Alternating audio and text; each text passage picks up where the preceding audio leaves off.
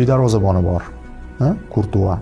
Mana himoya chizig'ida oldin Vermaelen, Vertonghen, Alderweireld stabil himoyasi bo'lardi va shuning uchun oltin avlod deyilardi. Har bitta chiziqda yulduzlar bo'ladi. Hozir asosiy yulduz bu yerda Kurtua bo'ladi, lekin Doku zo'r mavsum o'tkazdi. Trossard zo'r mavsum o'tkazdi. Belgiyada hujum juda kuchli, darvoza kuchli, himoyada menda ya'ni shubham bor.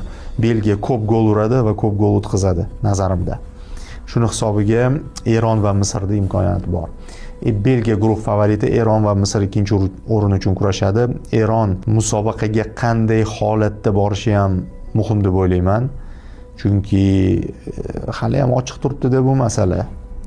Qayerda o'ynaydi, qanday o'ynaydi?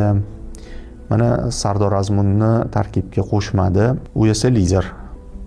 Misrni bilamiz, baribir hamma uchun noqulay raqib. O'sha gap, Misr va Eronning darajasi bir-biriga yaqin. Biz Misrni yutdik. Normal holatidagi Misrni yutdik.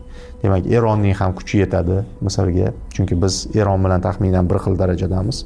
Belgiya, Eron, Misr deylik. Yangi Zelandiyadan ko'p narsa kutmayapman.